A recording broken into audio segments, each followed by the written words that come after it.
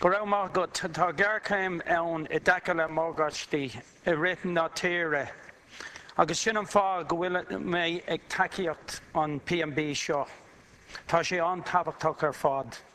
On behalf of Sinn Féin and as the party's housing spokesperson, I would like to welcome this motion by the members of the technical group on this very important issue, which lamentably remains a major problem and a cause of much heartache, stress and hardship for families up and down the country.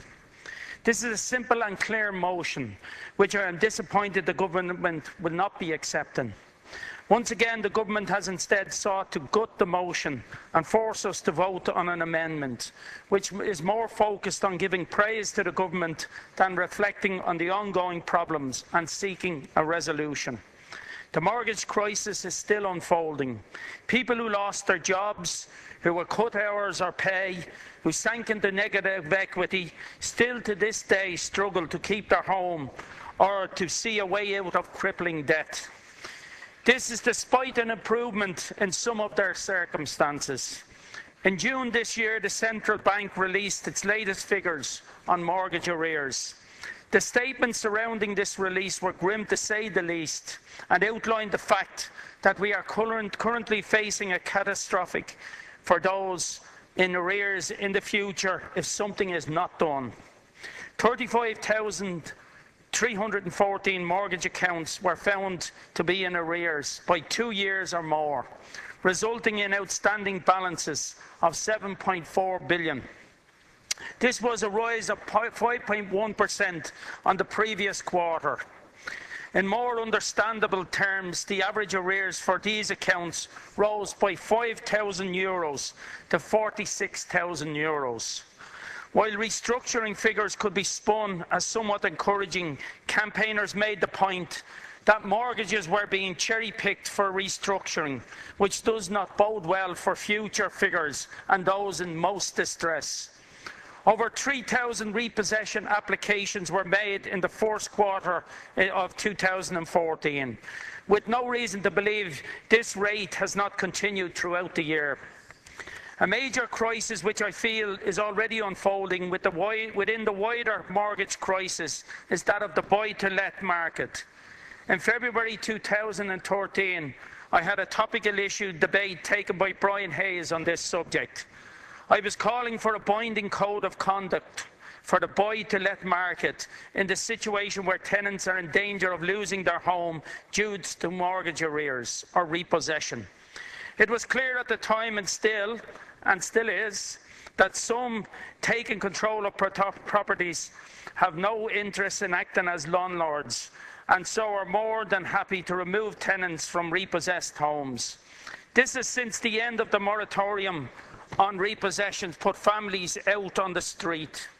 Families who were good tenants, who paid their rent on time, often rent which was totally unjustifiable based on the quality of the property and in excess of the mortgage repayment owed each month. The Minister's response at the time was to quote a reply he had been handed. It completely ignored the issue. This has been the policy of the government ever since. People continue to lose their homes. This code of conduct is still badly needed, and I once again call on the government to act on this. Last night, my colleague Pearse Doherty told of how the government had ignored the work of the Finance Committee in developing a detailed report on possible measures to tackle the mortgage crisis. This was a report which had all-party support and born out of wide-ranging and comprehensive engagement with all manner of stakeholders. The government's amendment is a restatement of their desire to ignore the issue or to engage with anyone on it outside of a few cabinet ministers. Is it any wonder that people are so angry at this government? Is it any wonder they feel so utterly betrayed by them? The government have certainly blown a lot of hot air at the banks for their failure to properly engage in providing a solution, but they have certainly not done anything to make the banks listen or to force them to address the problems. The report Deputy Doherty referred to made it clear that the central bank must be firm with the banking industry, that repossession and eviction are not sustainable solutions and they will not be accepted. The government have responded to this position of the banks instead with not so much more than disinterest.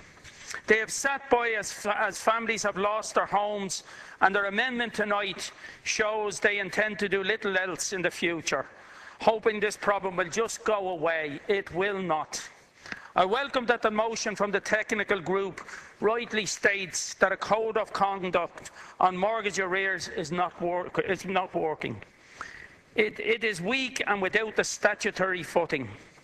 Banks, before they can take legal action, should be bound to offer all of the options laid out by the Code of Conduct. This was a very important part of the Finance Committee's report. I would also demand that in the case where a home is repossessed, those who have lost their home should be cleared of their debt to the lender. Failing to do this is simply cruel and leaves those who have lost almost everything without any hope at all.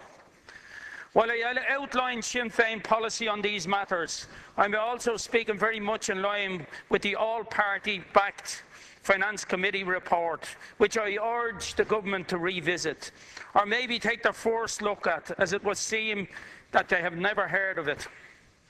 The mortgage to rent scheme must also be reformed to be more accessible and more effective.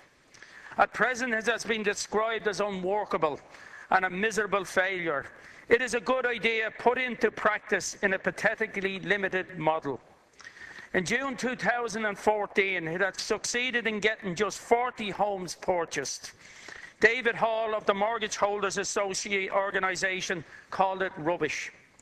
The scheme does not put enough pressure on lenders to engage. It limits too tightly the value of homes which can be entered into the scheme and put in front of any potential applicant a long road of hoops to jump through, so they might in the end remain in a home they no longer own. A review of this scheme must take place. The government must recognise that its application has so far failed to meet the needs of those it seeks to help and move on reform. This same scheme could save families from eviction and provide AHBs and local authorities with extra rent revenue, and in the long term an asset which becomes part of the hopelessly inadequate social housing stock.